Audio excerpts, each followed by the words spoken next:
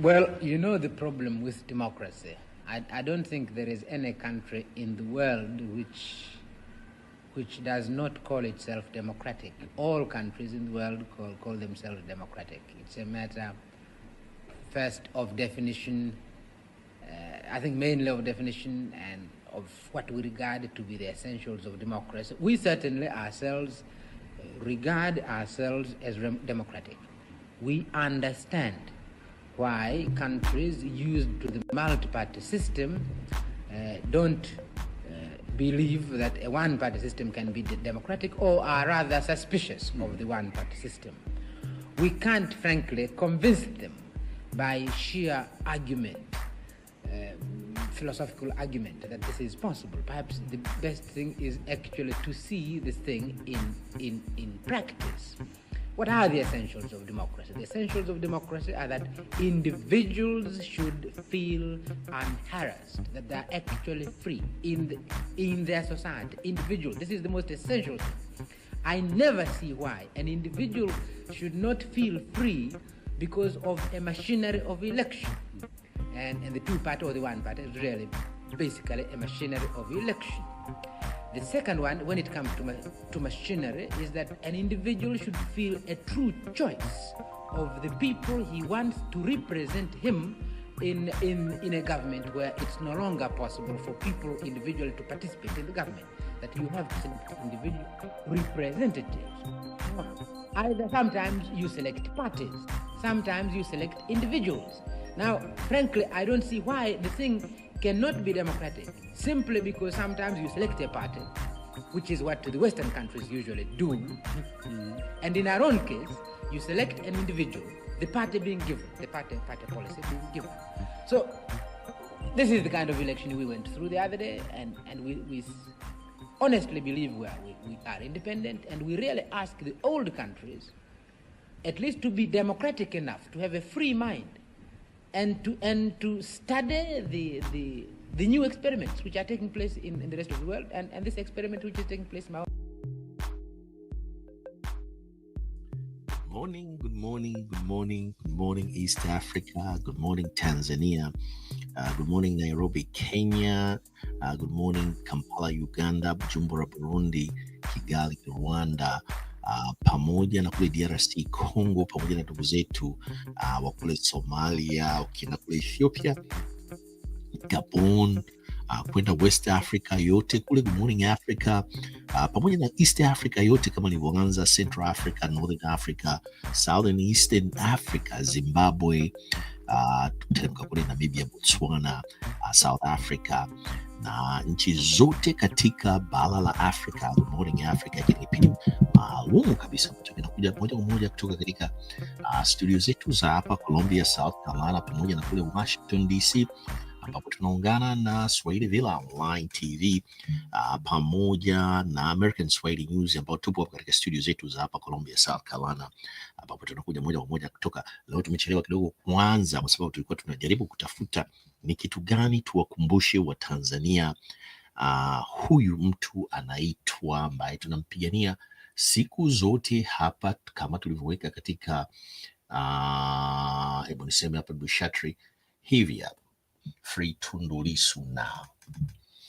Tundu Lissu, mwenyekiti wa Chama cha Demokrasia na Maendeleo Chadema, bado yupo katika magereza ya Ukonga ambapo ni maximum security, akituhumiwa kwa makosa ya uhaini. Huyu mwenyekiti wa Chama cha Demokrasia na Maendeleo Chadema, ambayo watu wanasema tusi prejudge hii case, lakini haina mshiko wowote. Tundu Lissu ni mwanasheria. Kwanza, kabla Tundu Lissu, tukisema ni mwanasheria, ni baba Tundu Lissu huyu. Hebu tumlete hapa Bushatri, nafikiri alikuwa ametutayarishia picha yake hapa. Ni baba huyu Tundu Lissu. Kwanza nafikiri ni huyu hapo, ni huyu hapo Bushatri. Ngoja mturudi hapa. Hapana,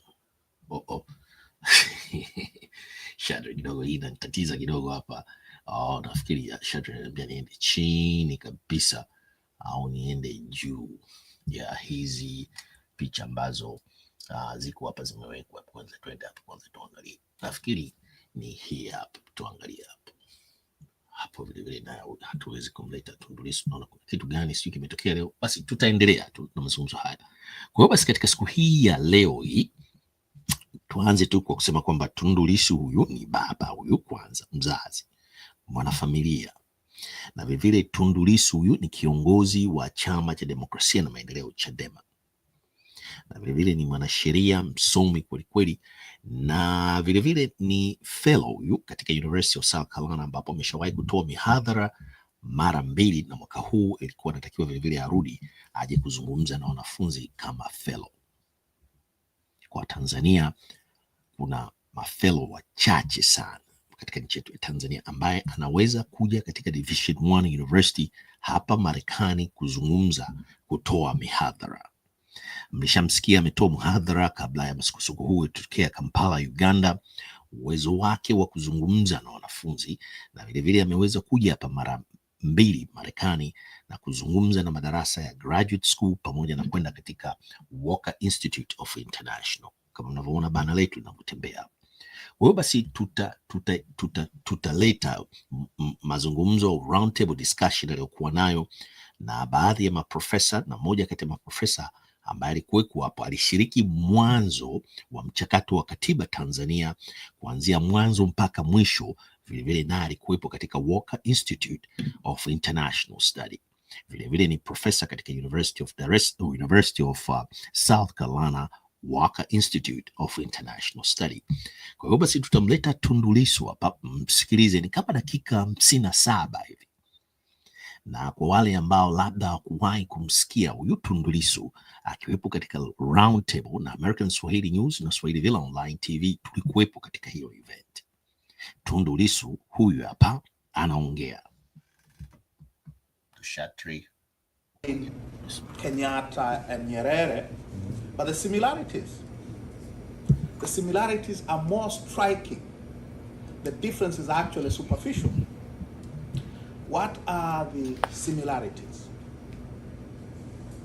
Who created Kenya in its present boundaries, and who created Tanganyika in its present boundaries?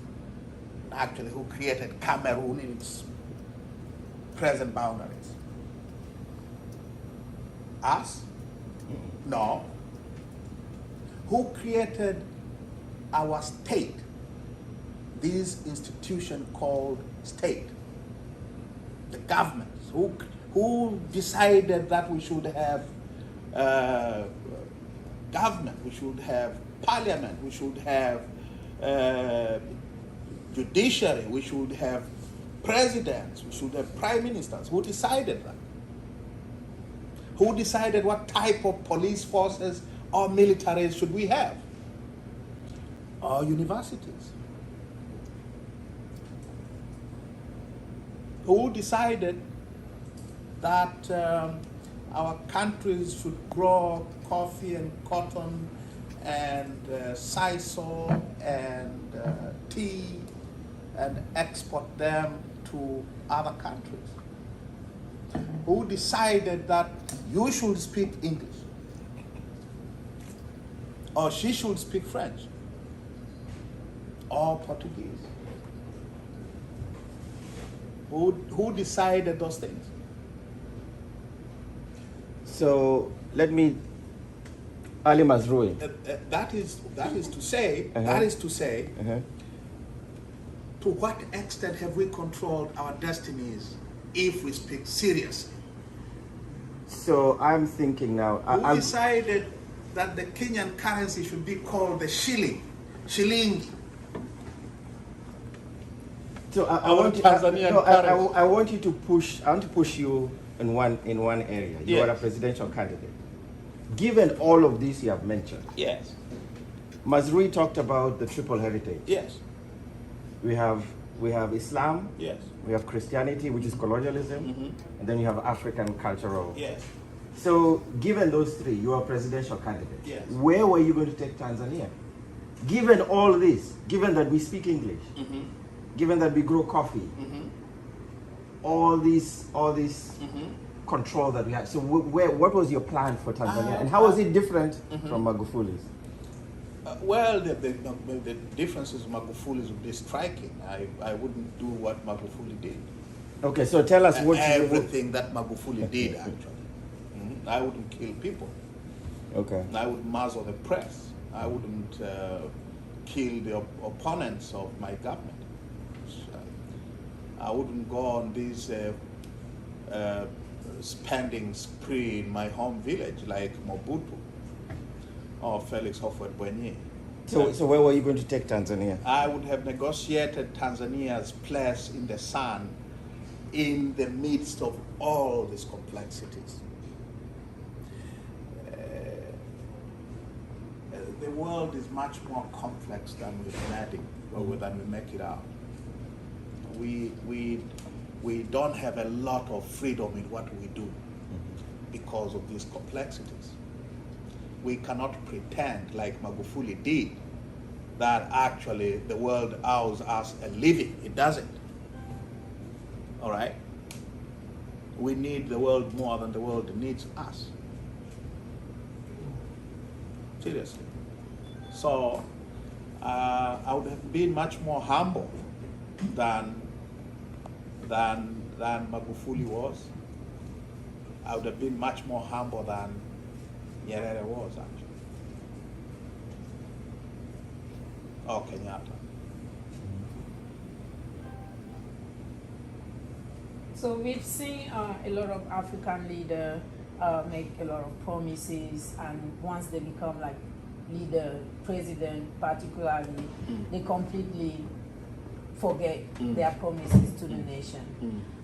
In looking at all these challenges, complexity that we're navigating in all African countries, and even in Tanzania, which is one of my favorite countries. So if you had become president, if you would become president, what would you do for the youth? Because the youth are the future, the youth are also our responsibility. What would you do particularly for the youth?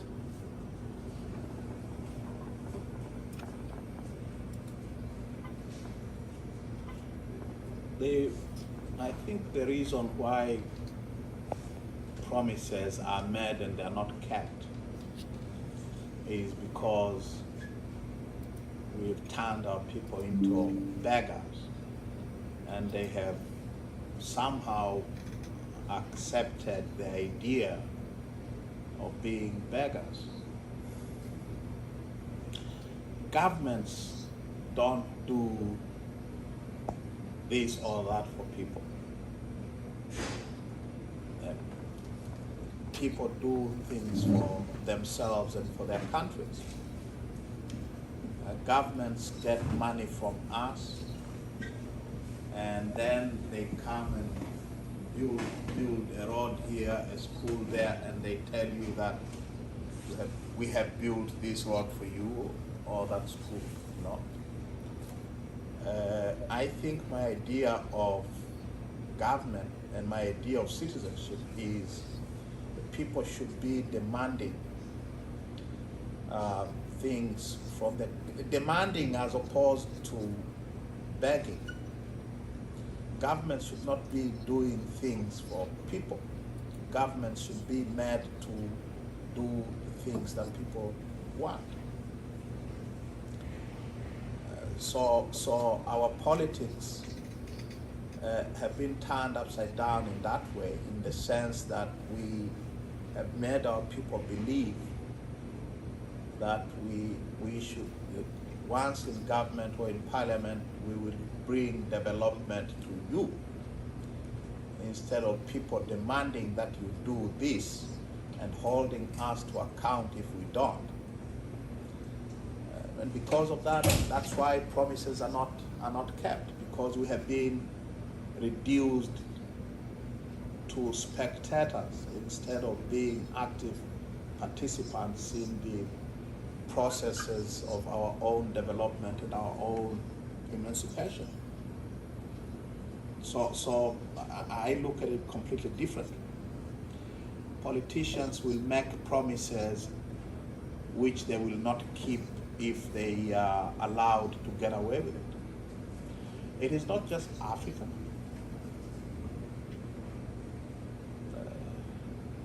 Can we talk a bit about American politics? This force for good in the world. You know, how many leaders here keep their electoral promises? Actually, it is taken for granted here, and I don't live here. You do, but it is taken for granted here that politicians here will make bigger promises, and once in office they will steer clear from those promises.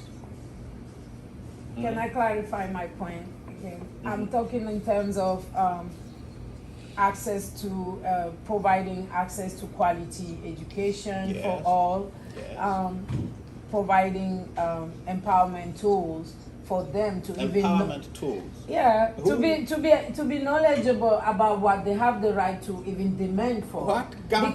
What government wants people to be empowered? Thank you. So that's what government in the world does that? So that's the American government. That's what I'm asking. Would your government be able to empower the youth to know their rights? It wouldn't, because it's a government. A government. The people in power, if left to their own devices, will behave badly. They will behave badly. They will behave in their own interests and the interests of those who put them in power. It is true in Tanzania, it is true in the United States. All right? If you become a president for the people, but made by the people, what would you do for the people? If the people sleep on their rights. Oh, they will not be, all right. So I think that's an interesting transition is Tanzania's constitution has been up for debate for some time now. Yes. JK created forums where people could go and share their ideas with how to reshape the constitution. And that process is essentially evaporated now. How do you think about the constitution building process then and the enumeration of rights by the government, even if the government never provides what it promises that it will provide? We have been talking about constitutional reform for the past 30 years. 30 years. We went multi-party in 1992. And the year before that, the Presidential Commission, which was tasked with telling us how we should go multi-party, recommended that we should have a new democratic constitution. In their own words, they say the current constitution is essentially a one-party constitution. It cannot serve as a basis for a new national dispensation under a multi-party system. Now, those in power agreed to give us multi-party system, but they rejected the idea of a new constitutional order. And they have been consistent in rejecting those demands ever since. Kikwete opened up in 2011, between 2011 and 2014, opened up the constitution-making process. I was in Parliament and I was very much in the thick of it. And Kikwete wanted a new constitution which wouldn't change anything, really. It will be a new constitution, perhaps in title, and a few things, minor things, but the basic parameters of power would remain unchanged. The commission that he established came up with a model that he didn't like at all. A model which threatened to whittle away just a little, not by much, just a little, which away some of the basic parameters of state power. And Kikwete killed that process. Not Magufuli, that's what Magufuli is saying. Kikwete pretty much killed it because it held the danger of creating something that would have made their rule more difficult. And so we remain without a new constitutional order to this day. We talk a lot about it.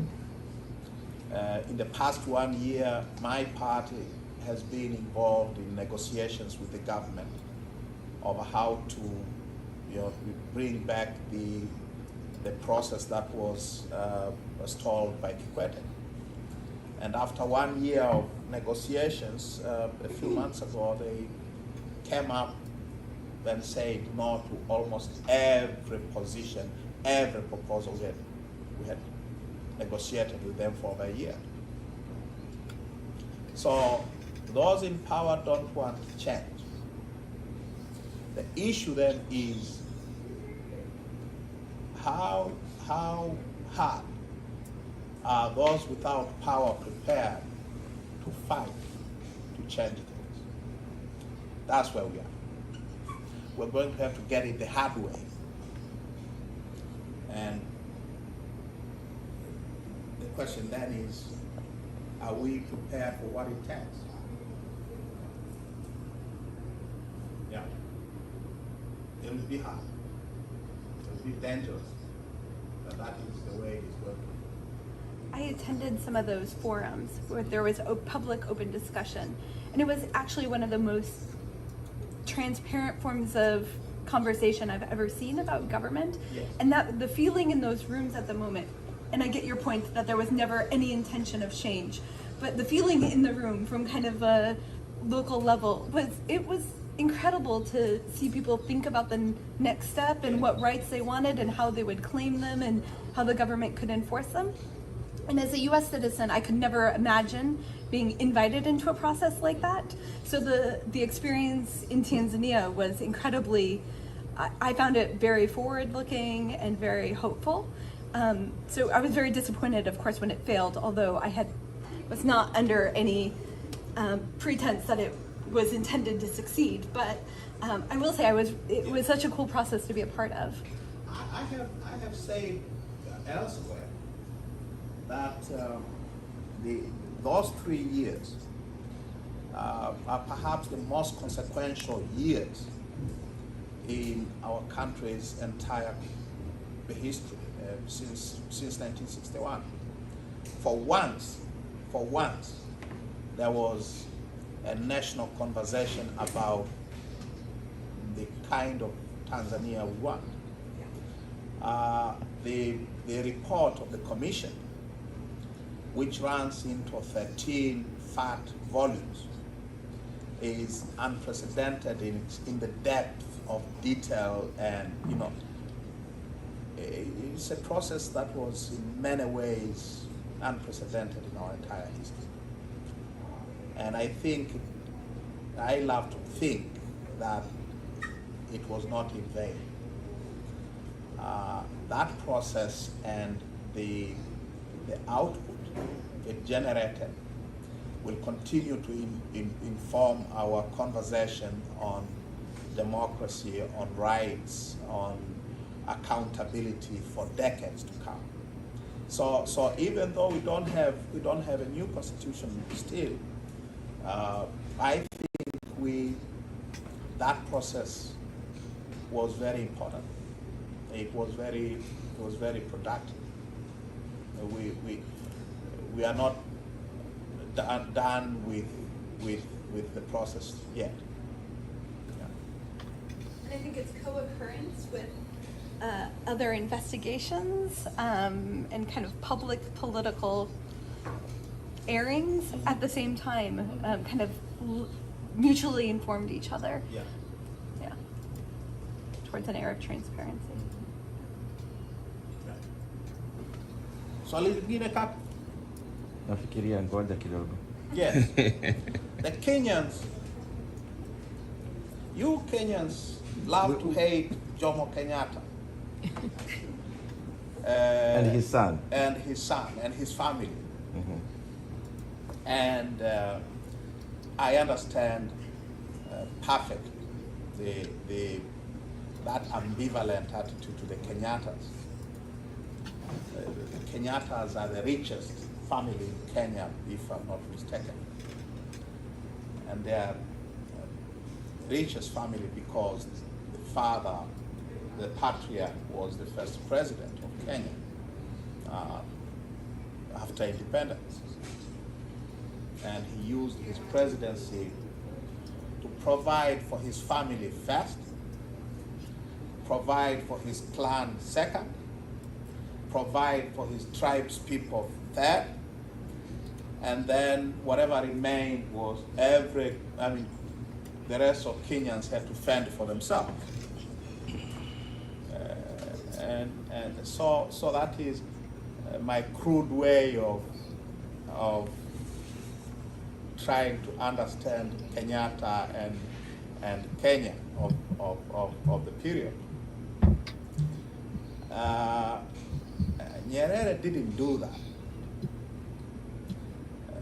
Nyerere didn't do that. And Nyerere didn't do that because he was a son of a chief, and it's difficult to understand where he got these monkish traits. Mwalimu was completely unfazed by money, by idea of being rich. He was a very simple man.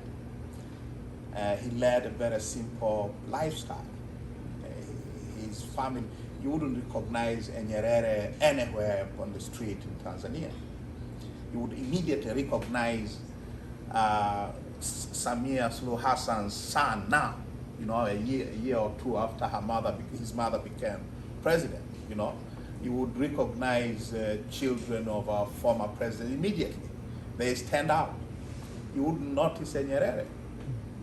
And so Nyerere has become some kind of our secular saint, Not even secular. Isn't there a movement to get him real secular? I think. Or did it fail officially? Thankfully, it did not succeed. It did not succeed. Okay. It did not succeed.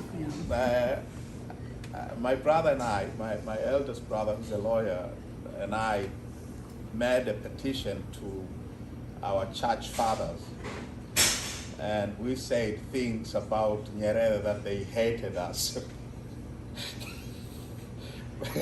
but never mind. So if he lived that much of a simple life, did not maybe corrupt the government or take the resources of the country to his own family, no, why isn't it then able? Why was it that good that he was not reinstated? Mwalimu was a political leader, first and foremost. He was a state leader. And he was a leader of a very authoritarian state. In many ways, Mwalimu, and this is, I think, something to make people who think of Nyerere and Nkrumah as some kind of secular saints on the continent. Mwalimu created a state which was completely unaccountable to anyone. He did not steal, but he exercised powers in ways in which we were all completely disempowered. One of the first things he did in 1962, a year after independence, he changed the constitution to become president. Kenyatta learned from Nyerere, by the way. And this Republican constitution, which made him the executive president, basically created a demigod, completely unaccountable to anyone. The institutions of state were all subsumed into the presidency. So you have the shadow of the presidency everywhere, in our parliament, in our judiciary, in our economy, in our lives. The shadow of the president is everywhere. And this is Nyerere's creation. He perfected the state that was created by colonialism. The colonial state was absolutely vicious. It was absolutely authoritarian, violent. Nyerere perfected that. And he took his wisdom from Kwame Nkrumah, because Kwame Nkrumah did that in 1960. Nyerere 62, Kenyatta 64, Obote 67, and the rest is history, right? So when we talk about our constitutional problems now, we have a president who has just given away all our ports to Dubai Port World. You know, if you look at our constitution and our laws, the president doesn't have any powers to dispose of our public assets like that, but she just did. Why? Because she's the president. What the president says is the law of the land. What the constitution and the laws in our statute books say are not important if they do not correspond with what the president wants. Now that state, that imperial presidency, is a creation of Julius Kambarage Nyerere. And we're still grappling with it today. So how is that different from? So you have let me finish. Okay. My thought. So you had someone who occupied that office for 24 years, and he didn't steal. And then you have his successors, all of them, who exercised the powers that he created, and they have made themselves multimillionaires several times over. They have not changed. Samia has not changed the constitution. Magufuli didn't. Kikwete didn't. The last time we changed the constitution was in 2000, and we had to deal with other matters. But the presidency, the parameters of presidential powers are what they were, what they have been since 1962. And it is those parameters of power which have made it possible for a president to just give away national assets without much of a debate. So I'm thinking about Africa before the colonizers came. Yeah. We had kingdoms, we had chiefdoms, all of which were similar to that. Somebody We with, didn't have chiefdoms. well, some sort of. These chiefs are the creation of British. Yeah, but when I'm talking about chiefdom, I'm talking about small, and they were not large enough to be kingdoms, but they were small where they had an authority figure, which was very similar to what you're saying, where somebody has absolute control, absolute power over everything. So I'm thinking about a vision of Africa going forward. What could it look like? What can we learn from? I've read where people say democracy, multi-party democracy is not good for Africa. So what's your vision for Africa going forward? How should we lead this continent going forward, given all that we've talked about? Well, those who say that multi-party democracy is not good for Africa are either people who did not live under one-party rule, I did, or the people who were in control of the one-party system and their abettors or their intellectual justifiers. those are the ones who will say multi-party democracy is not good for Africa because they did not live under the yoke of one-party rule. You Kenyans did. Would you tell me that the Moi years were the golden, or the Kenyatta years were the golden age in Kenya? So what's our way going? What's our way forward? Well, our way going forward is we should try to reconcile all these complexities of our history and of our current situation. We find ourselves in boundaries which we did not create, but which we cannot undo. We find ourselves with institutions of governance which we did not create, but which somehow we cannot do away with. We have to find ways of changing them for the better. We have to find ways of improving them. We find ourselves using languages which are not ours. We have to find a way of surviving, you know, or perhaps getting some of what we lost back. But can we do with this cultural heritage which was imposed on us? I don't think we can. I don't think we are not, I think we're still going to be speaking English 500 years from now, somehow. It is a heritage that we somehow cannot do. So we have to find ways of negotiating all these complexities and finding our place, you know, in the larger scheme of things. And we have to find ways of coexisting with the larger world. We cannot do without it. We can't. I have a question. Yes. I wanted to go back to her point on promises that leaders make, and then when they get into power, they don't keep them. Is that not a lose-lose situation, given the fact that we don't own our governments? European countries tend to have greater influence on what we do in our countries than our own. So it's not necessarily that you keep your promise, but you will always have somebody over your shoulder to tell you what you need to run your government like. So how would you not do that? For example, this might be a touchy subject for some, but like most people fall into puppet governments due to the fact that you have people like Thomas Sankara and Gaddafi who end up dying if they put their countries first.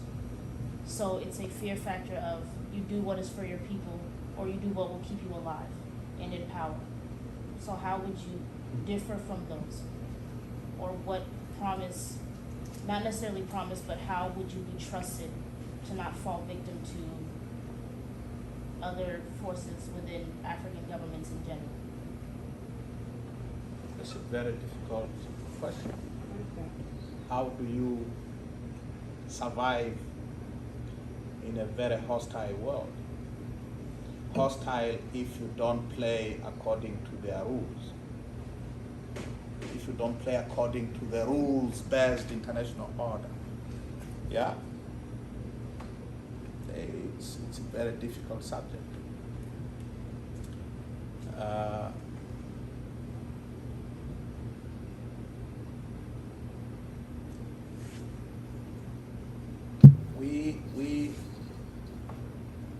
The subject that is how many of our leaders don't do what they're supposed to do, what they commit to do, because they fear being overthrown by the CIA? Because it is the CIA which overthrows governments. It's not the KGB, by the way. It's not Putin. All right? How many of our leaders oppress us because they fear being overthrown by the types of CIA? For us, it's France. So Macky Sall, when he was elected, I was in elementary school. That was like 14 years ago. And when he was elected, he did start to do what he promised. However, he started to feel the heat of he's not doing what our French counterparts want us to do. And he started to forget his influence that he had. He started putting his family members in power and in parliament. And Was he that started to fall. because of the French? I believe so. Well, I don't believe so. I believe it has become a very convenient excuse for our leaders and some of us to justify bad behavior on the basis of the argument that, you know, if they behave well, they will be overthrown. I think our leaders are corrupt because it is very profitable to be corrupt, and it is safe. It's actually safe to be corrupt. It is safe for the French interests in West Africa, for African Francophone leaders to be corrupt, because then they will not touch the basic interests of the French, economic and otherwise. So then if it is safe for them, then how is it not French? So the question is, it is not that our leaders behave badly because they fear treading on French interests. They behave badly because it is in their interests. It's in their fundamental interests, and it is also in the fundamental interests of the French and other outside powers for them to be corrupt. All right. It is not because they fear being overthrown. They are bosom friends with the people who occupy Elysee Palace. Okay. Leopold Sédar Senghor. The first president. Yes, he was Senegalese president, while at the same time was a French citizen.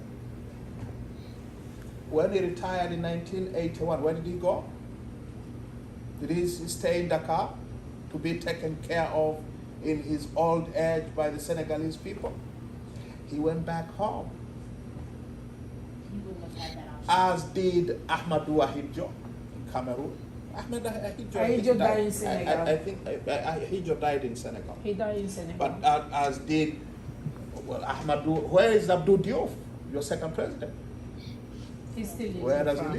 he live? He lives in France. All right? Where? Same as the What Cameroonian about president. Paul Biya? Paul Paul Biya. Biya. He lives in Switzerland. No, he doesn't go to Switzerland anymore because Cameroonians stopped him. Okay. But he used to live in Switzerland more than he lives in Cameroon. Felix Houphouët-Boigny. All right? And I could name them all. They see themselves first and foremost as Frenchmen.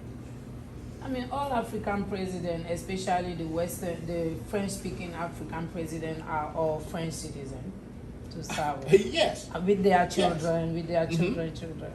So are those people fearful of being overthrown by the French version of the CIA? I don't think so. You have to fear to be. It is in their interest. It is in their interest. But So even it is with not- interest, though, Yeah. even with interest, though, Mhm. there's still an influence. You don't have to have Oh, fear they are. to have influence. So the issue is there isn't a fear of being overthrown. There's a fear of your life is in danger, your family's life is in danger because you don't do what they say. And regardless of that, it's in their best interest because when you do what they say, there's no trouble for you and your family, who is what you're going to think of first, not They- your people. I They don't retire think- to French countries Mhm. because there's no place for them in Senegal where they have done the people wrong Mhm. for French interests, ever. Actually, I don't think these leaders even think of doing anything anti-French. Remember in 1958, the French asked Francophone Africa whether they should accept independence? And only Sékou Touré said no. All of them said, no, we cannot do without France. Okay? And 2 years later, And then they what were- happened to Sékou Touré? well, the French tried to destroy him. Yeah, no doubt about it. But I'll come back to you. But they said no. In fact, they were given independence. They were almost unwilling. They were given independence because Washington was pressing hard for the French to decolonize, so that American capital would be able to penetrate those countries without having to negotiate with France. So our leaders, those types of our leaders, the idea of acting against French interests does not even appear in their horizon, because they see themselves first and foremost as Frenchmen. So whose fault is that? Well, I'm not here to apportion blame. I'm trying to explain and to understand. So as a leader in Tanzania, what would you do different as compared to the French-speaking president? Well, we are very different to begin with. I mean, we do things differently. Not better. I'm not saying we do things better, but you wouldn't find the kind of Francophilia that you find in Francophone Africa. You wouldn't find it in the Anglophone world. Not because we don't like the British, but because the British worked very hard not to make us British. We tried to federate. The British colonialism was very different in a way from French colonialism. The British were less about civilizing us natives. They were more about getting whatever resources they could get and get out before we started rebelling. Okay? So you wouldn't find programs that were common in French colonialism, where natives who were sufficiently civilized could become French citizens. We didn't have that. We didn't have assimilation. The British didn't have assimilation. You were colonies. You were to be exploited. If you got education, it was because it was necessary to make your exploitation more efficient. It wasn't because they wanted to civilize you, because they wanted to exploit you more effectively. So they were different. The French tried to create Frenchmen out of their colonized people.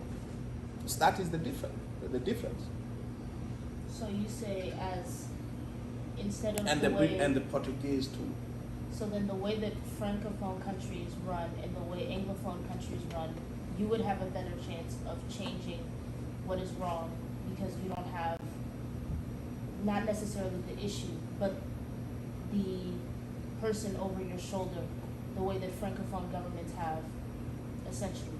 Like, is there hope for you to actually bring change to your country because you don't have a country like France that still has their influence within our countries? It is easier for us, I would say, and I say it with a lot of care. Treading on a minefield here. It's easier because we don't have this baggage in our heads that we want to be French. So I think it is easier for us that way. Our leaders don't aspire to go live in London after they retire. They don't aspire to be British citizens. West African, Francophone West Africa, these presidents, like I said, quite a few of them have been, and some of them still are, French citizens. The idea of being French is very good for them. It's different for us. So we are different in that regard. There's a hand over there. I mean, in terms of changing, in terms of change, I think, change always starts with the head. Emancipate yourself from mental slavery, Bob said, yeah? So if in your head you still see yourself as a Frenchman or woman, you are in bigger trouble than someone who thinks that they are on their own. They are their own people. Yeah. I You think- wanted to ask a question. Yeah, so I just wanted to make a general comment based on what I've been hearing. I'm David, by the way. Sorry I'm late. I just came from physical therapy. So I think this conversation is interesting, but I think that everyone should look at it with a bit more nuance in the sense that, for instance, I think what you're trying to say is the French have a lot to blame, which I agree. And I do think that most African countries have a chip on their shoulder, but it's not necessarily another country.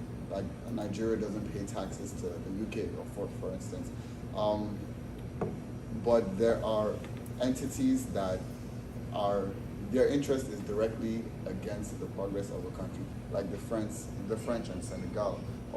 I can list a number of people that have stood up against companies like, I don't know, Shell and Chevron that extort certain places in Nigeria, and they actually have killed those people, or have done things to them just because it's in their best interest to exploit Nigerians, or and if we're still on that, for instance, I think every country has their own thing where if someone stands up and tries to do something better for the country, it's in the best interest that doesn't happen because it's cheap for them. Like at DRC, for instance, right? They produce a huge, copious amount of, say, cobalt, right? Which is important for our phones and our technologies, right? If the leader wakes up one day and says, let's start taking care of these miners, let's start giving them homes and paying for education for their children, and let's actually make sure children don't work, right? Look at the companies that benefit from the cheap labor, Apple, Samsung, all of those big companies. They would start making their connections lobby against that. Next thing you know, someone is dead, right? And so I just wanted to make that point. And I also want to make another point, which is that most African leaders are corrupt, not because they're scared of this. A lot of people, like you said, don't even think that far. It's something I've definitely thought about, and I thought if there's any good leader that's trying to make positive change in African countries, they would have to find a way to not be killed, or to make sure their family aren't killed, right? I don't think most African leaders that are currently in power think of that. I think they only think of what's in their best interest. And it's not just the leaders. It's if you put the average person from those countries in power, they will do the exact same thing. They'll just settle themselves, settle their families, have enough money for generations upon generations and generations. Although, from my limited knowledge, because I'm from Nigeria, I'm not from a Francophone African country, I don't think they pledge their allegiance to France or something. I think it's the most convenient for them, right? If they're on the good side of France, they can extort their countries as much as possible. If they're on the good side of France, they can go to a country that's not suffering like theirs when they want to retire. I don't think they pledge allegiance to France. I just think it's most convenient for them. So again, just to summarize what I'm trying to say, I think the corruption is definitely something that has to do with the individual. I don't think it's necessarily an allegiance thing, but I think it's just the most convenient for them. Although on the other hand, I must say most African countries have a chip on their shoulder that even when people want to do better, that is preventing them from doing so. Just food for thought. Everything is very nuanced. I was going to say, I don't think it's unique to African countries either. If you look at the ways in which Congress people in the U.S. have been able to enrich themselves through contracts while also holding power, it's the same, right? It's not unique to a particular continent, but an access to power. It's not an innately African thing. Yeah. But on the subject of allegiance, as I said, I don't know if you were here, but I say that we have had leaders, African presidents, Leopold Sedar Senghor, Abdul Diouf is still alive, Houphouët Boigny, and many others who were French citizens while serving as presidents of their own countries. I thought if you're a citizen, you owe allegiance to the country of your citizenship.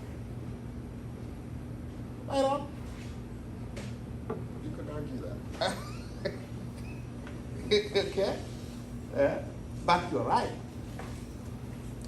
They are what they are because it is in their fundamental interest to behave that way. And that's what I said.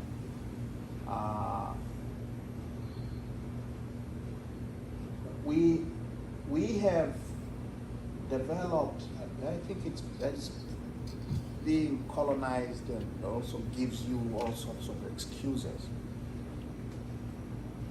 We have developed a habit, it has become almost second nature to us, of blaming every problem of ours to our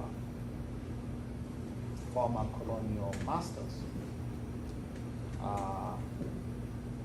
While it is true at a very general level, but every oppressive system always depends on local abettors, local accomplices. Jesus Christ could not have been crucified by the Romans had it not been for Caiaphas and the church fathers, right? Thomas Sankara. Not Thomas Sankara, not just Thomas Sankara. For every country you can name, you will always have accomplices. Every country. Every country. So it is not just, and that is a problem. The problem is, it then becomes easier to blame the powers that we don't see, because who killed Thomas Sankara, by the way? His best friend. His best friend, Blaise Compaoré. All right? Yes, the French may have been behind it, and Felix Houphouët-Boigny across the border, and the CIA perhaps, but who pulled the gun? Who killed Patrice Lumumba? The CIA was behind it all? Yes. The Belgians were involved? Yes. And the French? But who actually killed Lumumba? Who took him out from wherever they captured him into Katanga and executed him? All right? So we have to find, while it is correct to put a fair share of blame to those who exercise power from behind the scenes, it is just as important to deal with those who aid and abet them. And we don't do that sufficiently enough. It's always the case when you start dealing with our tyrants, everyone tells, but, what about the imperialists? Yes. How does imperialism operate locally?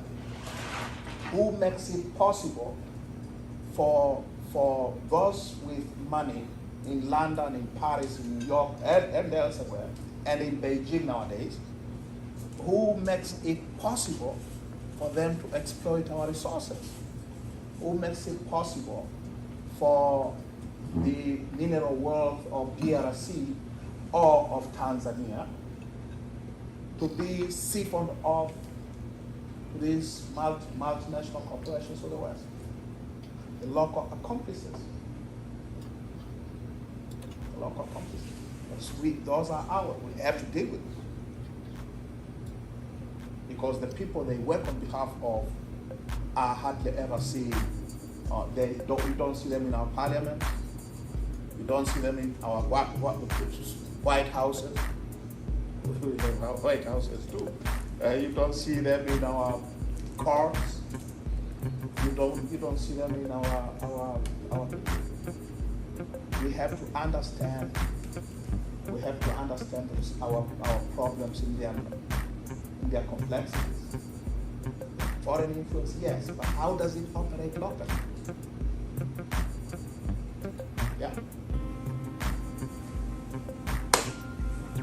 Thank you so much for your visit. We really appreciate it.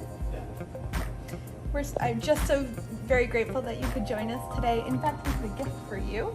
Let me go.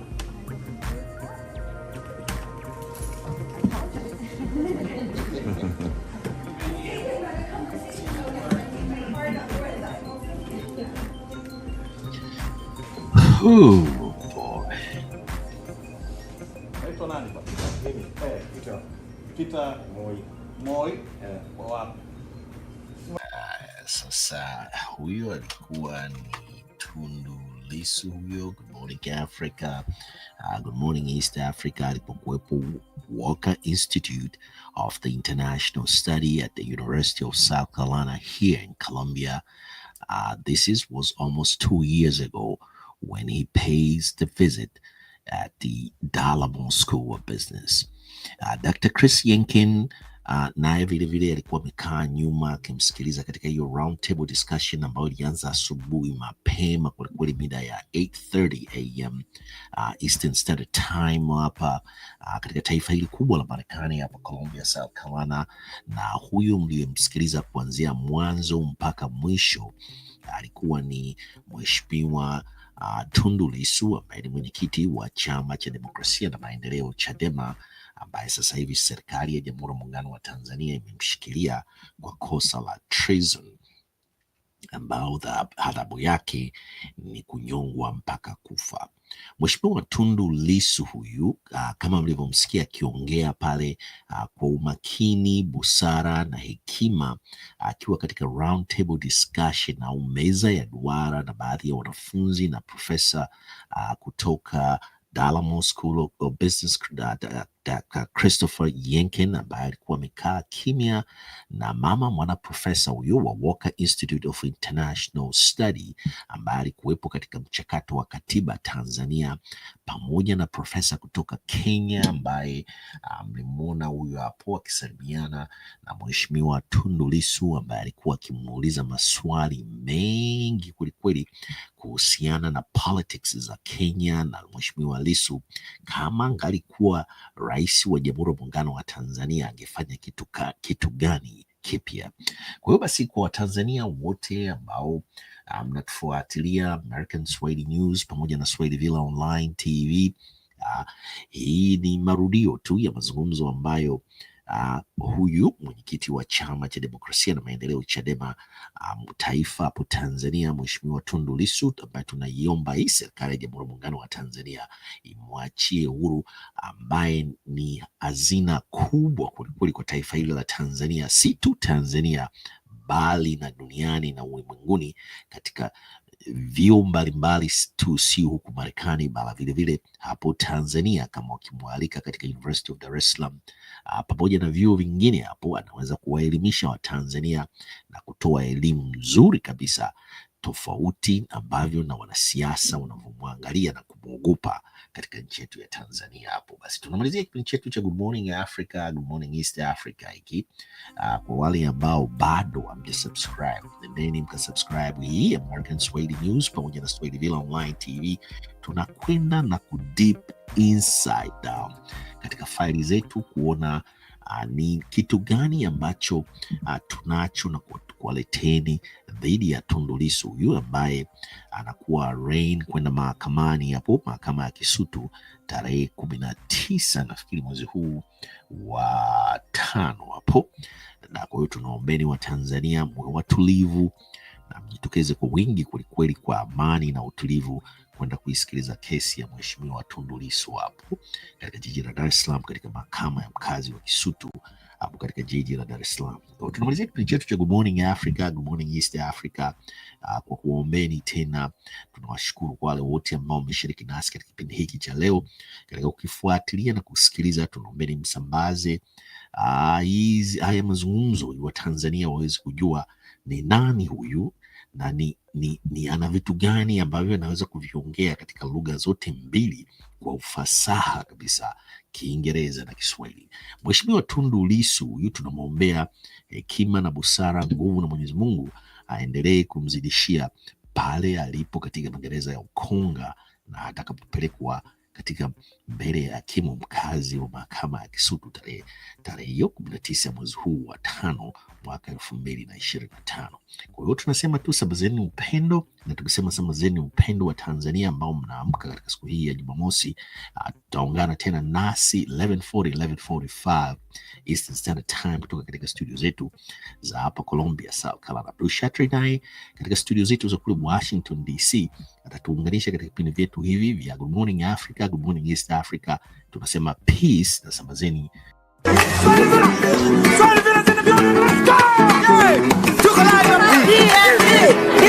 go!